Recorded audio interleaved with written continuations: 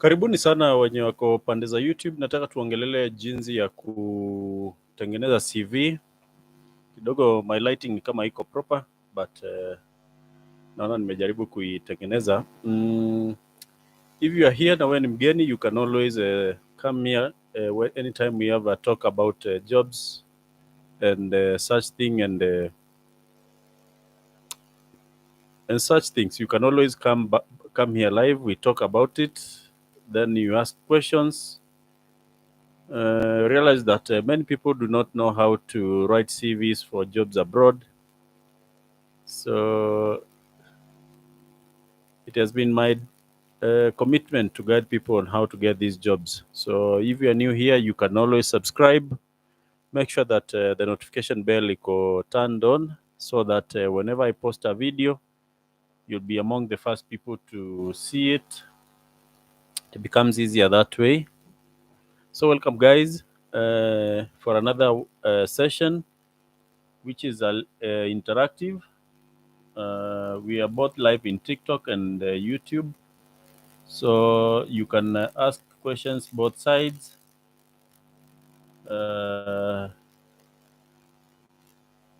Whenever you have any question, you can always ask. I'm trying to set up my TikTok to run properly. Sorry for that. Let me set my TikTok to run at the same time with YouTube, because there are people who are watching from both sides. So I want to see.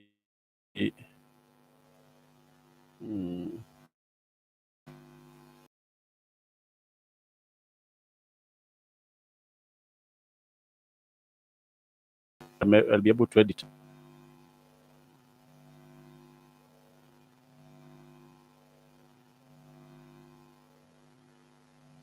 I'm hoping it will. Yeah, it is already set up. You can talk to me via both platforms, because I'm live in the two of them. Karibuni sana wenye wameingia kwa TikTok. Tunaongelea kuhusu jinsi ya kuandika CV, na najua kuna watu wengi sana wajui jinsi ya kuandika CV. So I don't know whether my connection italeta shida, because imekuwa ikinisumbua during the day. I don't know what happens in the weekend but I'm hoping for the best. Ni kama network yangu inasumbua. I think hebu mtu aniambie kama network yangu iko clear ama inasumbua kidogo. Lakini kama mmeingia, mnaweza tap your screen. Just make sure that una tap your screen ndio tupate the required number of likes, ndio TikTok isitufungie. So guys, karibuni sana. Iko fine na mtu anasema iko fine nimeshukuru, lakini tufanye ile the required ndio kidogo tupate kama una watch pande ya YouTube, karibu sana, nimeshukuru. We can always meet on both platforms. Unaweza nionea kwa YouTube, unaweza nionea kwa TikTok, and soon nita set up Facebook and what is the other one, ile ingine inaitwa Twitter and inaitwa nini, Instagram. So network is okay. Jefferson, karibu, najua tulikuwa na wewe. Watu wa maintain kutap your screen, it helps Sasa tuko 745. Wacha tufikishe at least 1000 and something ndio tuendelee kuongeleshana jinsi ya kuandika CV, kwa sababu hiyo ni shida imekuwa na watu wengi sana, na tumejaribu tukaongelesha. So Mary, anytime ukiona watu wameanza kufika around 20, 30, 25, you can always join. So the best we can do right now, all of us, is tapping the screen. When you watch through YouTube, you can like this video. The more you like it, the more it's shared. When you are on YouTube, tap your like. Kuna like ya YouTube au kana kaaga hivi. Yeah, mnaweza katap. Naona watu wameingia. That's nice. Kwa TikTok mtap pia ndio at least we add the numbers. Tukifika 20 we can start then we will be able to bring someone on board here. Lakini network inaniambia iko unstable. I don't know why. Kwangu inaniambia it's unstable. I don't know why. Someone is asking me to drop my email. No problem. I'll show you how to contact me. So, Mary, can we start? I hope we can start right now. So you can, Mary Maria, you can request hapo chini kwa multi-guest. Ama ni kuinvite. At least tusikalishe watu sana. Tukae at least 1 hour. Then we can... Abu ananiambia Jack, you are doing a great job. Thank you. We can... Abu ananiambia Jack, you are doing a great job. Thank you. Nimeshukuru Abu. Wacha Marimaru Abu. Wacha Marimari akuje. Maria. Maria. So Maria karibu. Sijui kwa nini nakataa. Najaribu kuleta ina. I don't know what is happening. I'm sending the request right away. Tuone kama, hey Jack, kuna update. I just tagged you in here on TikTok. You just tagged me. Hey Jack, kuna update. I just tagged you. What do you mean? Sielewi venisha tafadhali.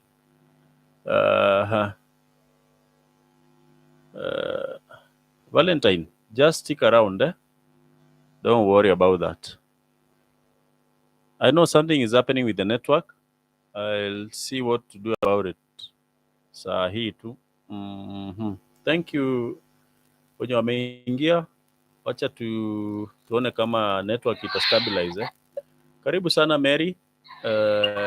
Sijui network unaniona ikiwa aje ukiwa mahali huko. Hi to you. Nasikia ikiwa sawa on my side. Mimi nikiwa kwangu inaniambia niko na unstable connection. I don't know kwa nini nasema hivyo, lakini mimi nakusikia vizuri. So nitakukaribisha tu mara moja kwa moja. Naongea ni kama niko kwa TV. Moja kwa moja ni Kiswahili ya TV. So karibu sana Mary. Tuongeleshe watu jinsi ya kutafuta Asante Jack, thanks for having me. Karibu. It's an honor. My name is Mary. Or Maria. Karibu Mary. I'm a HR. I'm a HR. Something about me. I'm a HR by profession. HR for around 10 years now. HR manager wa one of the organizations zenye zinajulikana sana Kenya. Okay. Itaitaja. Okay, no problem. Endelea tu nakusikia. We are here, I guess, to learn about the CV. And you guys are free to ask me questions. You're free to interject anywhere. Hamta feel kama mnaelewa. Can ask. Yeah, feel free to ask questions. So, yeah. So when writing a CV, kuna vitu zile ni sort of mandatory, na hizo ndizo tutaongelelea kwanza. And then now we can go to those ones that add depending on what type of CV you're sending and where you are sending your CV. First thing I'll say, when you're writing your CV, lazima ujue which country are you sending the CV to? So what format do they use? Different countries, different places use different formats. You should also consider what kind of job are you applying for. For example, the CV utaandika kwa engineering, it's not the same CV utaandika for something like waitress or something like IT expert. So you should consider the position you are using. You should also consider the kind of environment you will be in. For example, kuna wale wana apply cruise ship, cabin crew, office work. maybe watu wako kwa marine, so you should consider the kind of environment that you will be working in, right? Because that dictates you use another type of CV too. But generally tutaongea about ile CV tunaandikanga tu Kenya ya kawaida for now. In case you want all the other types of CVs, mtu anaweza niona kando naweza mtengenezea. Oh yeah, that's nice. Yeah, so now for a normal CV, you start with you write your contact details. Now contact details, we just need to know your name, your phone numbers, the number that is active. Usitupatie yenye ulikuwa unatumia last year ama yenye hautumii. The active number that you use, that is what we want. And we also want your current address, email address, and your physical address. Your PO box, blah blah blah blah. Hapo pa contact details, we don't need to know your age, we don't need to know your marital status, we don't need to know your religion, you don't need to know your nationality. Hatutaki kujua hizo vitu. Why? Because when you write those things, you can be discriminated using those things. Okay. For example, au wanakuanga wamesema hawataki mtu wa 27 years and above, right? Or 29 something. Yeah. So, you see, already we have used a discrimination of age. Yeah. So, kama wewe unaandika miaka na haujui, maybe me as an employer, I don't want to employ people who are 18. Na ushaniambia uko 18. Maybe me as an employer, I want to employ people who are single. Ushaniambia wewe uko married. Or I want to employ people who are married. Ushaniambia uko single. Maybe me as an employer, I want to employ people who probably are 35 years and above. Ushaniambia uko 25. So you see, that one can be used against you as a discriminatory factor to akichuja CV zake. So that's why it is not advisable to write those things hapo. Wacha maybe kama ni kwa interview ama when at the advanced stages of those interviews, maybe the last interview ndio wajue who they will pick for the job, huko ndio unafaa kusema hizo vitu, but don't write them on the CV. Yeah. After you write those, after the contact details, we want to know most people call it the objective, your career objective or your profile. We want to know what is your career objective and what is your profile. The career objective, I mean, why do you think you're best fit for that job? What makes you stand out? Usianze kusema ati ni kama mission and vision. Apana, give me what makes you stand out. Why should I choose you over the other people? That is your career objective. Ama unaweza ita career objective ama profile. That is what hapo nikisoma hapo nitajua, is this person, what kind of a person is this? Is this the kind of person I want? Because in that career objective, I look for other things. I look for things that are called soft skills. Soft skills ni vitu kama hardworking, team player, those things. Can you hear some noise? Kidogo tu, ni ya watoto lakini iko mbali. Ni ya watoto lakini iko mbali. Tunakusikia vizuri. So I want to see what kind of a person are you in your career wise. As a person, career wise, are you hardworking? Are you agile? Are you flexible? Are you a team player? Are you organized? Are you orderly? What kind of a person are you? Hapo kwa hiyo career objective ama profile, hapo ndo unaniambia. So I always advise people kwa advertisement mingi wanakuanga wamesema hizo qualities hapo. We want a team player, we want an organized person, we want a person who will be on time. You know, they always write those things there. So when you're writing your career objective, always make sure you insert those things. Kama amesema anataka team player, make sure you put the name team player in your career objective. Okay. So that your career objective and what they are looking for, they will match. Okay. That way, they will sort of find what they are looking for in you.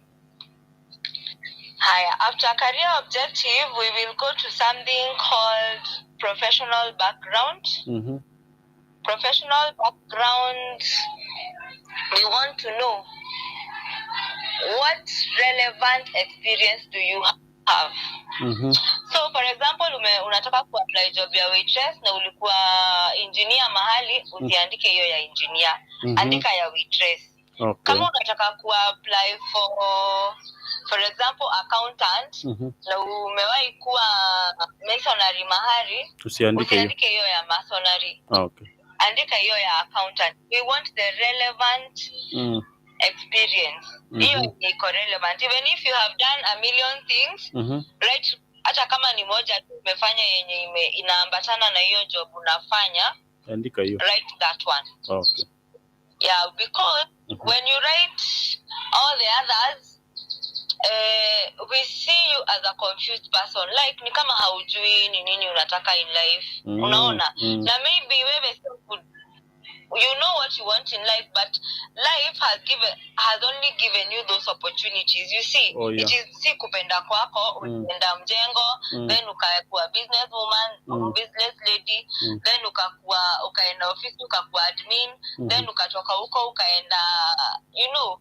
So it is not your fault, but when you write all these things kwa CV, they appear as though you are confused, because remember, at some point tutaona chenye ulisomea maybe college ama nini, so we will look, huyu maybe alisomea journalism college, hata hajaifanya kitu ya journalism, amefanya all the other things except journalism. So we will see you as a confused person.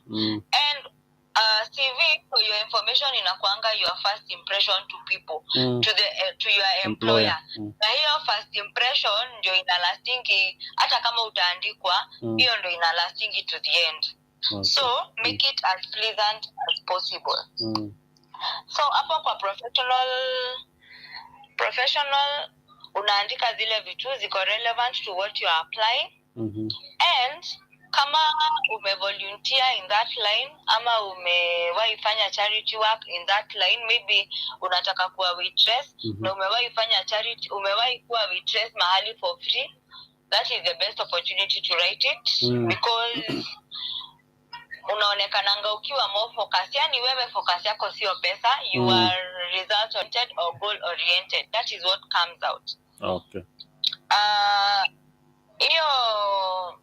Your professional background unaiandika from the most recent mpaka yenye ulianzia. Unaanzia most recent? From the unaanzia the most recent, where you are now to where you were sometime back 5 years ago. Hivyo unaandika in that order. Oh. Yes. Uandiki the other way round. Then after professional background unaandika educational background. This is where you write zile vitu umesomea. Mimi huwa na advice watu unless your educational level umefika high school, kama ulipita high school, maybe ukaenda college, university, blah blah blah, usishinde ukiandika primary na high school, because there is no way ungeenda university kama hujaenda primary ama high school. Kweli. So usishinde ukiandika. So hiyo educational background, kama umesha surpass hiyo form 4 na class 8, ukaenda uni, college, maybe ukaenda a higher level, maybe higher diploma, certificate, kama umeshapita ukaenda another level, it is advisable you just write that level na uandike hizi certifications uko nazo kama ziko. For example, like me as a HR, I'll just write nilisomea Management University of Africa, then I'll write that I am IHRM certified. I am a certified Evo. Okay. I will not write ati nilisomea high school gani ama sijui primary gani. Na kama umesoma PhD, unapanga umesoma mpaka PhD, yeah? Unazipanga in which order? Ama ni from the latest to the oldest? From the kama umesoma mpaka PhD for example, so unaanza na PhD, then unaenda masters, then unaenda degree, then yeah. Okay. But kama haujafanikiwa you only got to high school for example, ulimalizia form 4 na ikaisha hivyo. Now wewe unaweza andika sasa hiyo high school na primary. Okay. Because those are also certificates that can be zenye zinaweza andikwa ama zinaweza tajika somewhere. But what is advisable kama unaandika ya Kenya, I'll just to mention, kama unaandika CV utume mahali Kenya, you can write everything from your PhD to your primary school. But kama unatuma international, those people don't know from your PhD to your primary school. But kama unatuma international, those people don't know the primary schools here ama the schools here. So hakuna haja ya kuziandika kama uliendelea. But kama ulifika form 4, then you can write them. Now something else don't forget to write, you have to write what you scored. What you scored? What certificate did you get and what you scored? Yes. For example, ulifanya HR kama mimi, so utasema ulisomea Management University of Africa, nikapata a degree in human resource, na nikapata maybe credit ama second class hapa. Okay. It is good to indicate there. Kama ulipata hizo za lower class, hizo usiweke. Kama ni second class upper and above, hizo unaweza weka. It's recommended uweke. Kama ziko chini usiweke. Kama ni second class lower and low, inaweza tumika against wewe. Just leave it. Yeah, just write maybe ulifanya law, ukapata degree in law, hivyo tu. Usiandike kama ulipata law, second class lower and below. Okay. Yes. Ndio upite kwa interview, ndio ufike kwa interview. Ndio upite kwa interview, alafu ndio isitumike against you in future. Because you see, when your CV is selected, you go to another stage now of interviews. Maybe your company iko interviews 2-3. So unaweza pata probably in the second or third interview they can use it against you, because of course kuna watu wenye wako na masters na walipata first class honors. So you see kutakuwa na some little biasness. Yeah, lazima. Kulingana na sasa hizo gradings. Juu watu wengi, kuna watu wamepita sana kuliko wengine. Like we are not the same. We don't have the same ability education wise. Tumefika kwa education, So, education background, you read something called soft skills. Soft skills. Now, soft skills. Ambazo soft skills ni kama for example unaweza sema I am patient, I am hardworking, kind, I am hardworking, depending on ile job una apply. Ukiwa nurse, patience is a good thing. Okay. Ukiwa waitress, patience is not a good thing. Ukiwa waitress? So, ukiwa waitress, patience is not a good thing. Why? Because you're supposed to be quick. Okay. See, you are serving many people at a go. You're supposed to be fast. Fast. So if you're patient, it means unaweza kaa na mtu hata 20 minutes na kuna mtu mwingine mahali hajasaviwa na uko sawa. Sure, ni kweli.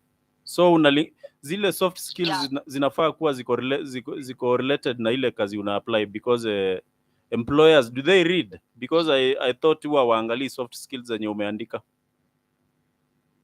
We read sana. Kwanza hapo ndo tunasoma sana, because that is what tells me what kind of a person are you outside work. When I am not looking at you as your boss, what kind of a person are you? How do you relate with other people? Will you be a chaotic person in the workplace? Ama ni mtu hata nikienda nitapata job iko sawa, ama ni mtu nikienda everyone is coming to report so and so so and so so and so. So we need to learn and know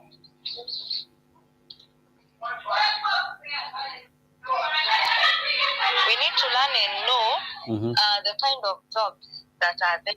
And then ukijua hizo jobs, then you relate your soft skills na hiyo job. Okay.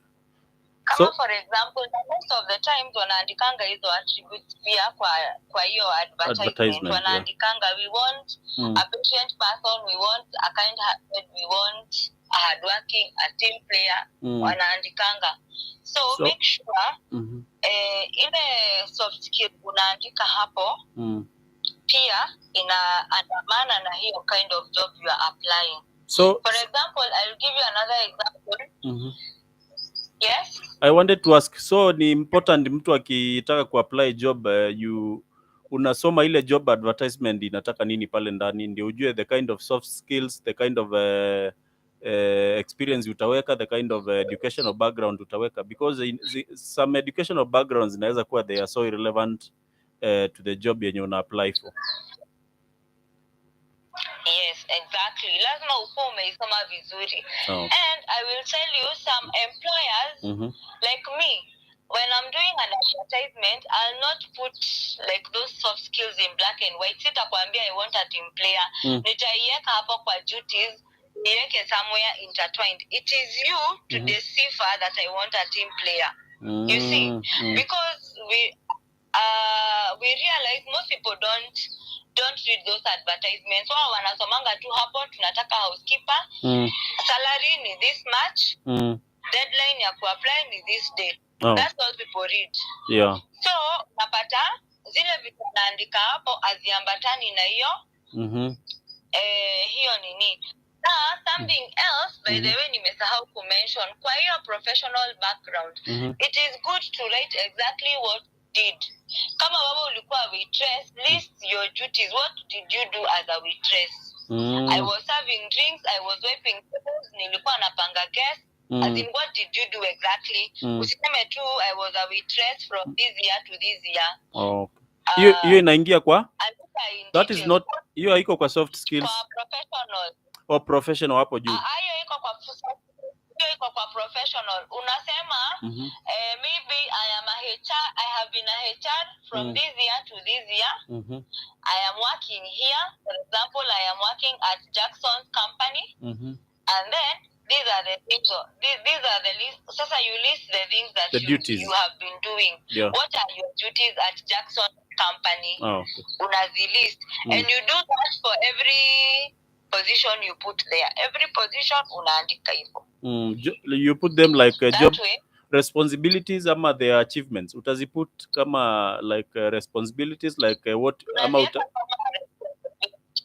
not like what you are able to achieve. You see, achievements and responsibilities are two different things. I can give you a responsibility to take care of a sick woman, for example. But if you successfully take care of that sick woman, you have achieved. Oh, yeah. I can give you that responsibility na ushindwe kumuangalia. Oh, yeah. Uone hiyo ni kazi ngumu.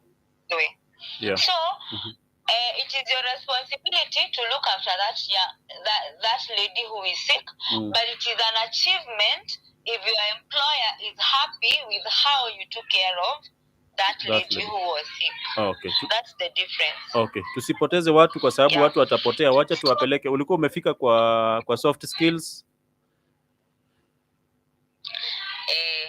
Sasa hapo kwa soft skills unaandika zile zinalingana na what job you are applying for. Yeah. Most people wanapenda kuweka team player. as a soft skill, but I advise people not to put it there. Because team player iko na advantages na disadvantages. So inaweza kuwa kwa hii job team player ni an advantage, kwa hii ingine ni a disadvantage, but it is very hard for people to distinguish where to put it. Team player ni disadvantage. So na advising watu wasiteke. Ukiulizwa kwa interview sasa wewe ni team player. Kwa interview. Yes. So there are situations, so kuna mahali ukiweka team player inaweza work against you ukiandika kwa soft skills. Yes. Depends with the job. Kuna mahali kama for example, let's say you are working in a bar. If you're a team player, it means unaweza collaborate na hao drunk people kuibia your owner. Oh, so inaweza tumika against kwa sababu ya situation ya job. Yes, so what happens, maybe at that point ukichukuliwa job haitatumika against you, it will be a good thing. But maybe uko in future kitu happen job, maybe pesa zipotee uko job ama something, sasa hapo ndio itatumika against you. Oh, yeah. Because they will say, because you are a team player, so you played together with these people to steal from us. Oh, okay. So that's why I say people use it with caution. After soft skills, that's where you write your achievements. What have you achieved so far? As Jackson Mwindi, what have you achieved? Oh. Yes, you are doing lives on TikTok, but what have you achieved? Maybe we can say like your achievement is people have gotten jobs from your life. Oh, yeah. So you see that is an achievement. But it is a responsibility you have put on yourself to come on the live. So people should distinguish. Sasa hapo ndio unaandika hizo. Hapo ndio unaandika hizo achievements. What have you achieved? Kama for example me as a HR naweza sema I successfully contained people who are fighting. So I have conflict resolution skills. Or I have successfully trained people. And from the training, what we understand 1, 2, 3, so that is an achievement for me. Yeah. So I think people inafaa kuwa inatoshana aje? Inafaa kuwa lengthy ama the achievements should they be too lengthy ama you can inaweza kuwa sentence kama ngapi? The length depends with the kind of job. It depends largely with the kind of job, because kama for example una apply kama for example who kama a security guard, the only achievement you can write ni ume successfully guard a place haijaibiwa. Yeah. Ama people have never broken into. So you see that one is short. But for example kama accountant, yeah, there are so many things you can achieve. Ama as a nurse, for example, as a caregiver, for example, there are so many things you can reach as an achievement. Oh, yeah. So it depends and varies from what kind of job you're doing. Hi Mungai, sasa karibu sana. Achievements, let me just answer female. Achievements, zaka receptionist, unaweza sema you have successfully created a rapport between you and the guests ama the clients who come into that place. Meaning, kama create your rapport, those clients go and come back. They don't just come once and leave. They go and come back because of your rapport with them. You can also say you have created a rapport between you and your employer. That way your employer has been able to retain you because of the good relations you have between you and the fellow employees. That is also an achievement. So I hope Mary, umepata example. oh yeah, so Mary, the achievements lazima nazo zikuwe ziko married with the kind of job you are applying for, ama they can be generic. Yes. Some can be generic, lakini most of them zinakuanga married to what the kind of job you are doing, and especially the responsibilities you have in your job.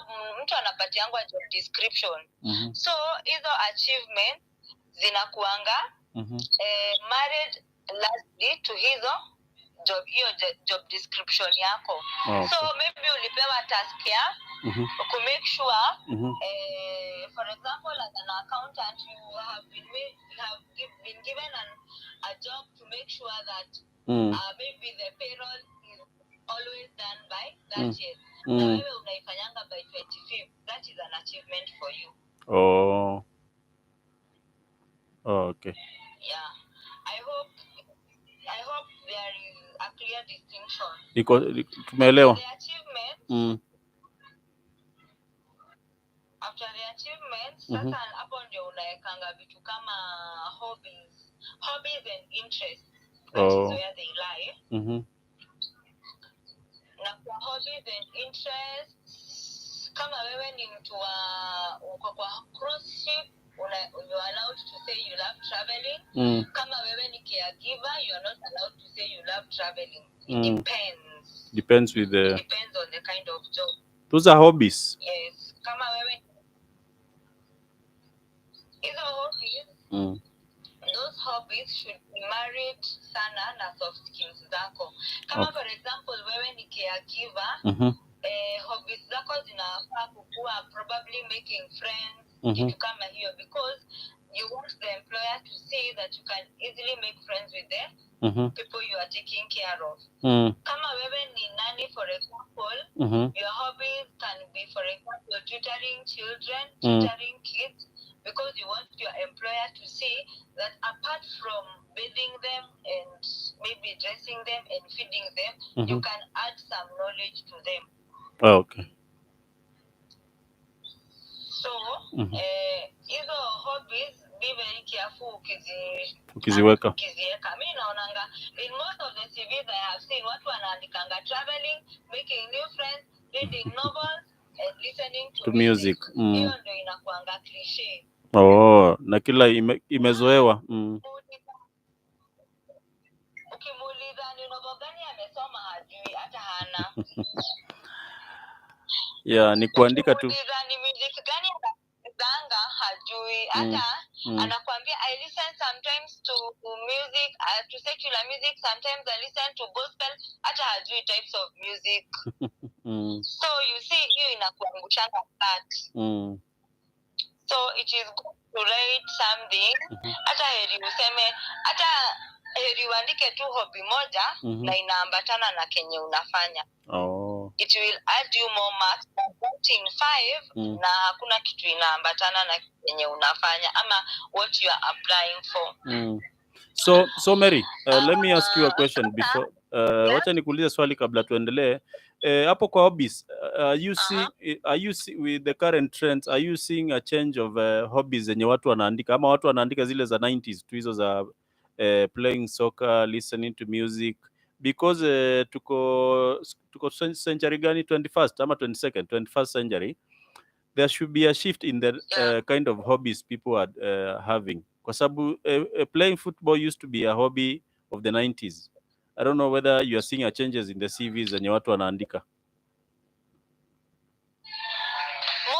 Most CVs hazinanga changes because unajua most people they just copy paste. Wanaendanga kwa internet, wanacopy hiyo CV, wanakuja wanaeka. In fact, most people change only the professional background na educational background. Hapo ndio watu change sana. Otherwise hizo vitu zingine zinakuanga copy paste, so they don't take time to really write what is actually in them. And that is why most people fail in an interview, because the first interview inakuanga about that CV. Ni vile tu inaulizangwa in another way, tell me about yourself. When I'm saying tell me about yourself, I'm asking you what is written in this CV. what is no. So that is why people fail, kwa sababu yeye alienda akacopy paste na hata hakumake a point ya kujifamiliarize na hiyo CV. So when you ask me about yourself, ama anaulizwa swali, I can see here you did this and this and this, unaona ana sita because they don't even remember it was there. So but I have seen a few people who have put in, like wenye wame put in effort kuandika CV. Wengine wanaandikanga most of them love socializing. Mi watu wengi wanapendanga tu socializing. Na kuna mmoja tu niliona ameniandikia influencer, yeye ni influencer, anapenda kuinfluence, which gave that person a sales and marketing job. The fact that yeye anapenda kuinfluence, meaning anaweza influence massive. Na nilikuwa natafuta sales and marketing. By the way, hiyo tu ndo ilimpatia hiyo job. Hata sio kitu ingine. Yes, hiyo to the fact that anajua anaweza influence. Only that. So I would urge people wasi copy paste, let them write the unajua times are changing, and the way we used to do kitambo sio hizo vitu zenye tunafanya saizi ukipata watu wanacheza soka, it is very rare. Hata nikiona mtu hapo ananiandikia ati I love reading books, ama listening to music, ama I am playing netball, it is very hard. Hata siku hizi hakuna fields, hakuna playground. So should be very careful hapo, kwa sababu hiyo inaweza kuangusha flat by the way. Ukiuliza swali ikushinde. So after the ama kama hiyo hobby haipatani na the kind of job you are applying. Something else, after hobby and interest, the last thing na kuanga referees. Hapo ndio shida iko ingine. So, yes, hapo ndio shida kubwa sana. Hapo ndio shida iko. Your referees, I think tukiwa shule tulikuwa tumeambiwa our referees hawafai kuwa our uncles, our aunties, our brothers, our sisters, hawafai kuwa close relatives. But most people hao ndio wanaekanga kama referees. Na hao ndio wanawaangusha. Why? The referee you are right there is someone who should know your background. Anafaa kujua. Oh, thank you very much. Thank you sir. Thank you. Anafaa kujua your background. Kama for example umefanya job 5.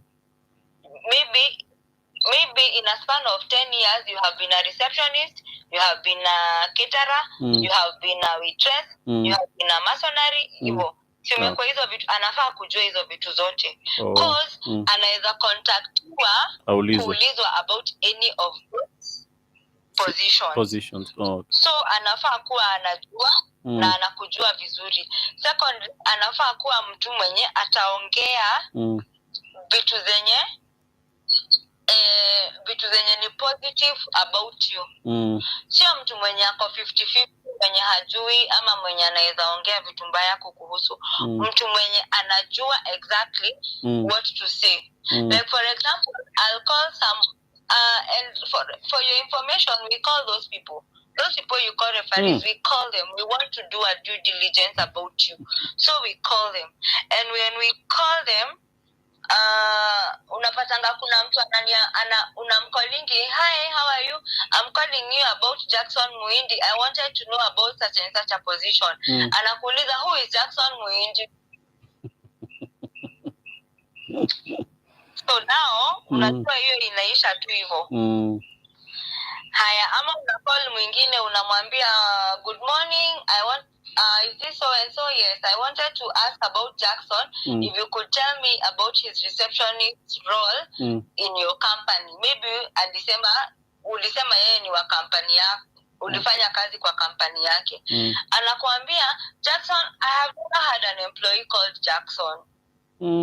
So what do you do to to prepare them because they will be called eventually. And najua manager anaweza kuwa anijui.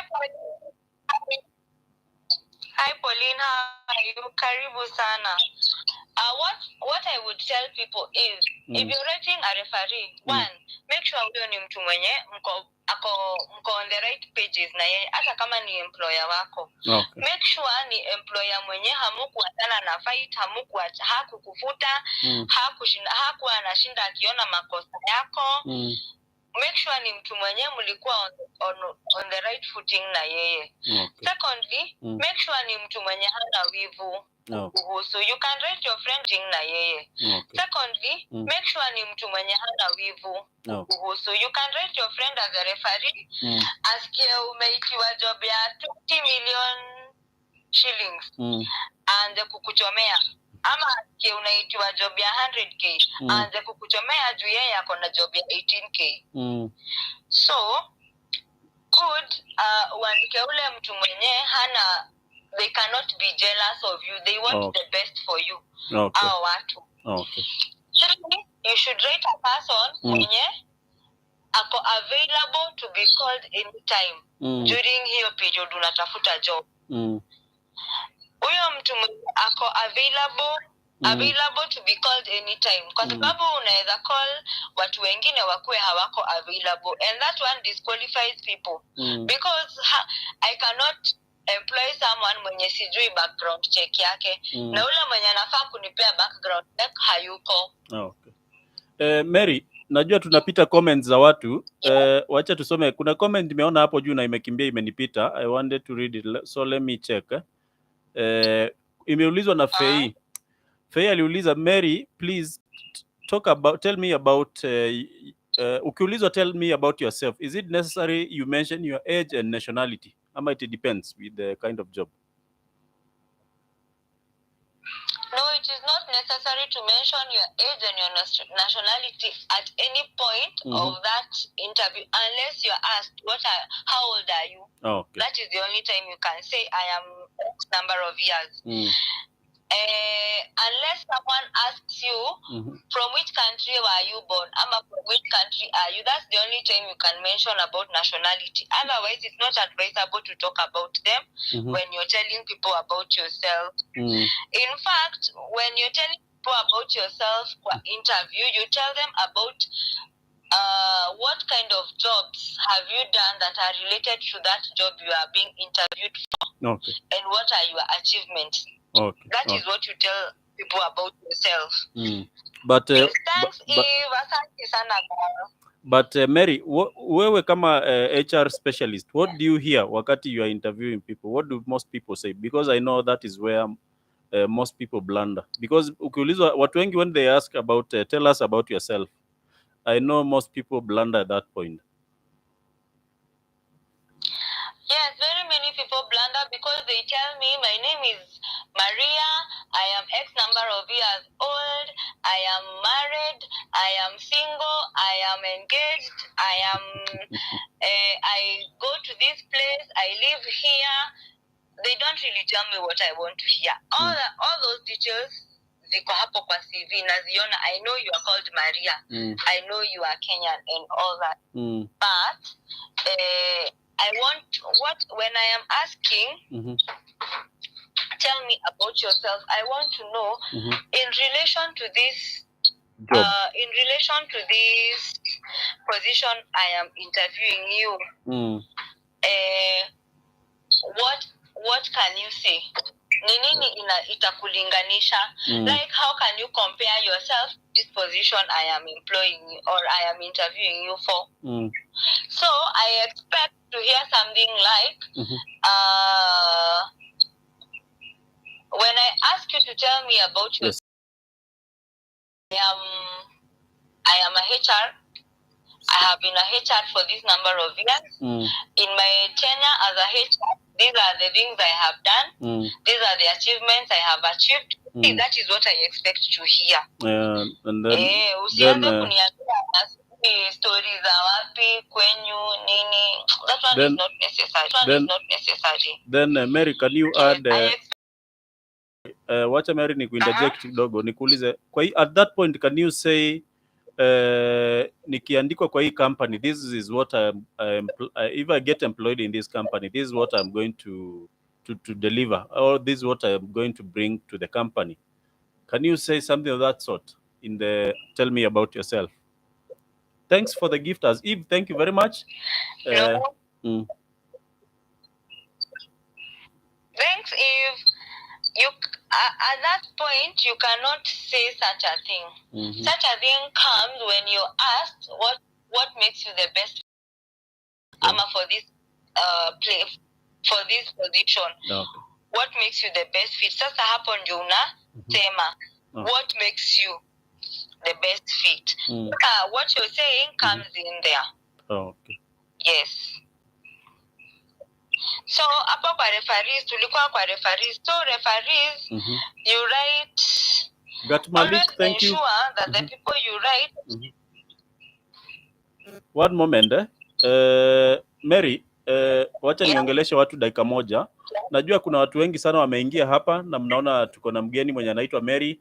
Najua watu wamenipea gift, nashukuru, lakini kama uko na gift, you can always gift Mary because she's the one who is having this information. Najua gift mnaweza nipea, but gift za leo tuko na mtu who is just down here, you can gift them. Mary, unaweza endelea, no problem kidogo hiyo. I am actually finalizing. Hapo kwa referees pia, always write people who nimesema who are available. Availability how referees inakuanga crucial sana, especially during your period your job search. Because people nowadays, kitambo watu hawakuwa wanapigia referees, but nowadays people call the referees. Okay. So if you write your referee ni employer wako na maybe mlikosana, it can end up being fatal for you. Hata heri usimuandike. And then unaweza kuwa hakuna mtu mko in good terms na yeye. So kama hakuna mtu mko in good terms na yeye, it is good when you're leaving a job you ask for something called a certificate of service. That certificate of service, in case hauna referee, hiyo ndio una attach. Okay. So it shows in that certificate of service inafaa ionyeshe you are working in X company from this time to this time, and this is your reason for leaving. Oh, okay. So maybe reason yako ya kuleave ni resignation, so I know you are okay. Okay. Kama reason yako ilikuwa gross misconduct, I know you are not okay. So me in advising you watu, it is good to have referees. Kukuwa na referees ni advisable, but have the positive ones. Na kama hauwezi pata kabisa atafuta hiyo certificate of service, because ukienda interview watakuuliza. Then wakikuuliza, at least you will have something to present. You will have something to say. I used to work here and here. These are my certificate of services. Hata kama how employers hautawaandika kama you are referees. Okay. Female anasema, please talk about strengths and weaknesses. Strengths and weaknesses, hapo ni area ingine inakuanga tricky sana. Because strengths, unafaa kuandika strengths depending on the kind of job you are applying. Not all jobs need you to be, for example, watu wengi wanapenda kuandika patient ama kind. Hiyo ndio ile strength naonanga sana. But not all jobs require you to be patient. As I told you earlier, ukiwa waitress, I don't expect to see the name patient on your CV. But ukiwa mtu kama nurse ama caregiver, I expect to see patient on your CV. Okay. So, strengths watu hawananga shida sana, but weaknesses watu wanakuanga na shida. Unauliza mtu what is your weakness, anakuambia I don't have a weakness. No, you are lying to me. Nobody is 100%. So already ukishaniambia hauna weakness, I already know you are not teachable. So if you're not teachable, then why should I have you? Unaona? Na nikisema So, strength, nikisema weakness, sorry, nikisema weakness niseme, nataka kupeana a weird example of a weakness. Niseme I'm a poor timekeeper. There's a weakness. So will that work? Haita work against mimi kwa sababu nikisema, for example, that is my weakness. Just an so I will give you an example of a weakness and when you use it does not have issues. You can say I am a perfectionist. Oh. Ama I am detail oriented. Oh yeah. When you're detail oriented, it can be a weakness, but it is also a strength. Yeah. So it is a weakness that cannot be used against you. Oh, so you because now something else about a weakness, unapatiananga weakness yenye uko na solution yake. Oh, okay. Like for example, I am working hard to be able to collaborate with other people. Oh, okay. Okay, understand. Na understand sasa. So inafaa kuwa iko na solution.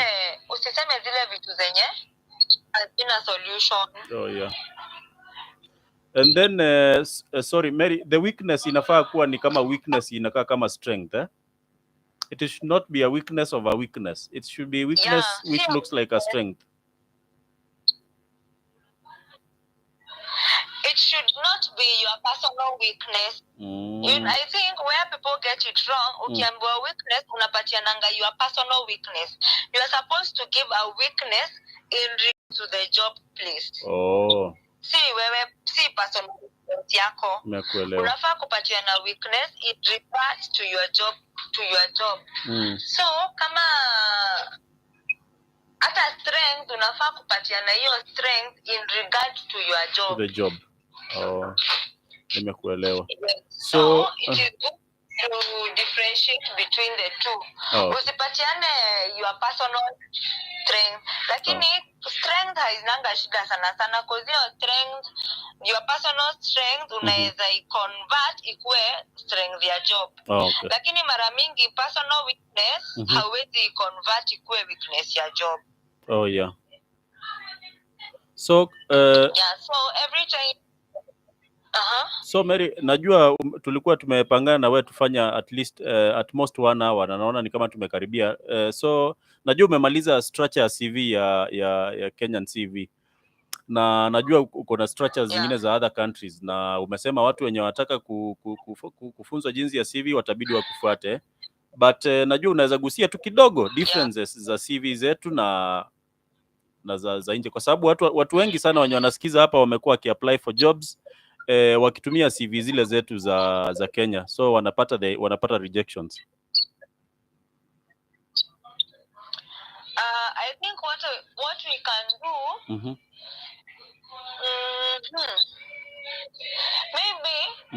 maybe we can plan another live ndio tuongee about different types of CVs because there are different formats of CVs. So hapo kwa hizo different formats of CVs ndio nitawaambia formats za Germany ni hizi, formats za Kenya ni hizi, formats za Canada ni hizi, formats za US ni hizi. I think hizo ndio the most common places watu wanaendanga. Na formats za Australia ni maybe upon I can be able to give you like a detailed something. But I think it would be better kuliko kupatia watu just I don't know what you think. No problem. I just wanted you to ugusie tu kidogo then nikuulize swali before you go. Kuna watu wengi sana wamekuwa wakinikujia wakiniambia wanataka kusaidiwa kuandika, niwasaidie kuandika CV, lakini unapata sometimes ni kama sitaki kujiengage sana kwa sababu pia my hands are tied with so many other things. So wamekuwa wakiniuliza if I can get someone mwenye anaweza watengezea CV ya kuapply for those jobs. I have no problem. I have no problem. I can help them. Anybody who needs some help writing the CV, writing the cover letter, going to an interview, I will gladly help. Okay. I will gladly help them. But when you follow, then from there we can talk. Okay. Nikuulize tu swali lingine. Mary, watu wengi wanakuanga na simu ya, nauliza this about you. Unaweza kuwa uko na simu ya biashara. Wacha ile private yenye kidogo unaweza peana, na kama hauna pia unaweza niambia unitumie later on ukitafuta ile yenye watu wanaweza kureach kama wanataka services za kuandikiwa CV. No problem. Nitaweza kutumia inbox then unaweza wapea. Okay. In case mtu anataka. Yes. Ama wanaweza ni follow pia then we can talk from there. Yeah. So, okay. So kama uko hapa na unataka, nimeona watu wengi wanaongelea kuhusu CV. Kama unataka issue za CV hata kitu kingine yote, just follow Mary Maria, alafu muinbox umuulize akusaidie kama uko stuck, kwa sababu nimeona watu wengi wakisema wamekuwa wakiapply for these jobs na wapati because of sana ni CV. Mary, let me ask you another question before uende. Utanisamea, utaniwia radhi because najua watu wanasikia. I know some companies zimeimplement ile system ya kuselect CV zikitumia ile system ya computer inaitwa aje, nasahau its abbreviation, nasahau kidogo. Ile ya kuselect CV kulingana na word. Inaitwa ile ya kuselect IHRS. Sijui kama hapa Kenya inatumika.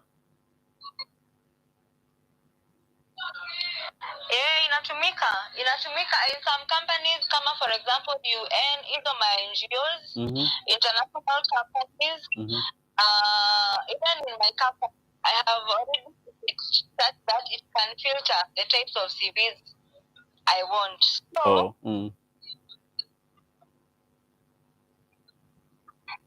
sorry, I think let's share my effort. Umeanza kukatika katika?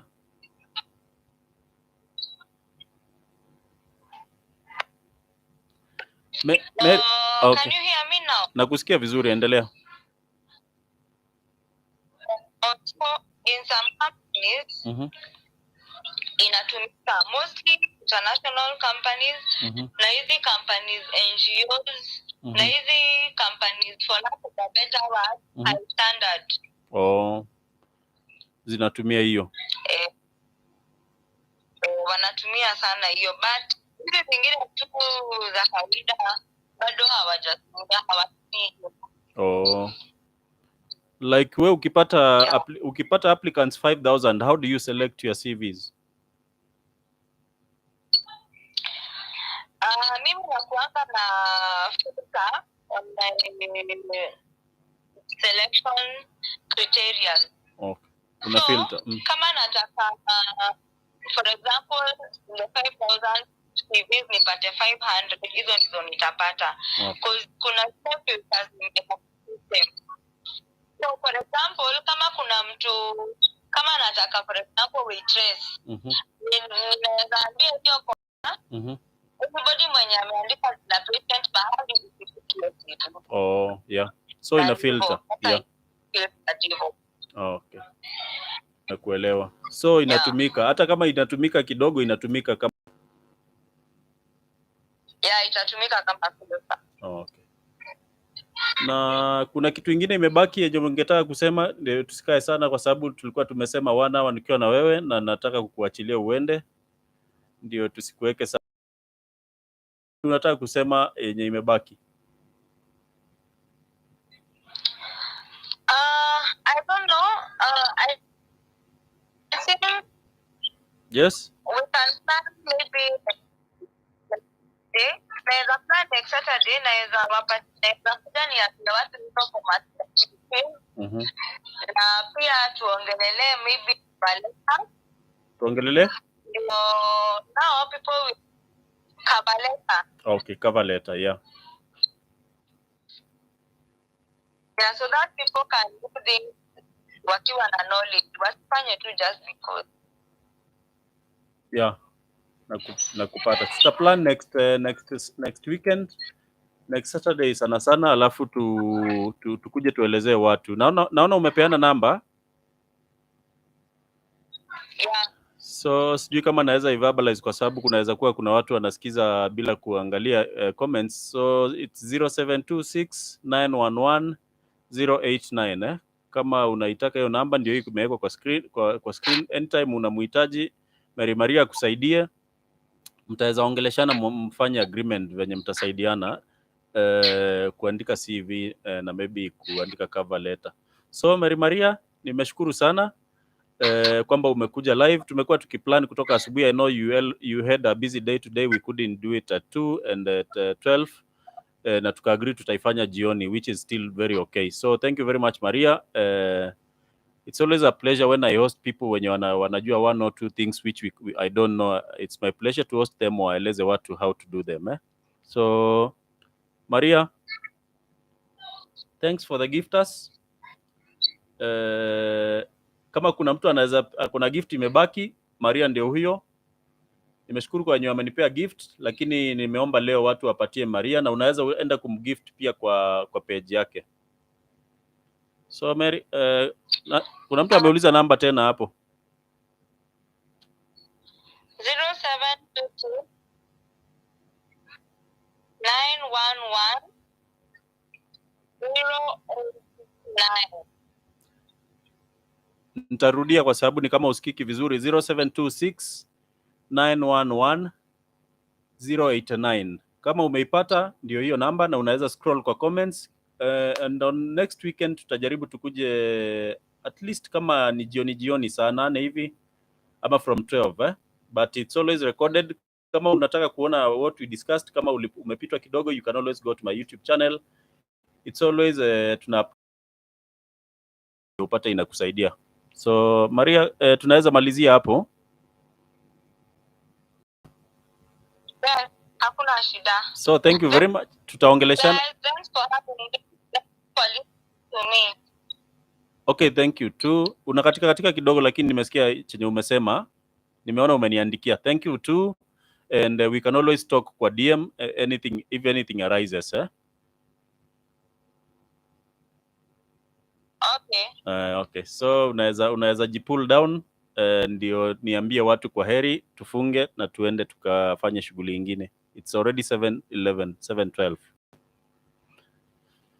So thanks guys kwa wenye tumekuwa pamoja kuanzia mwanzo wa hii session ya jioni. We always do 1 hour in the evening kila siku. It's each and every day huwa tunakuja hapa, tunaelimishana, tunaongelea about different things, lakini mostly ziko related na jobs, zingine ziko related na scholarships and maybe how to immigrate abroad.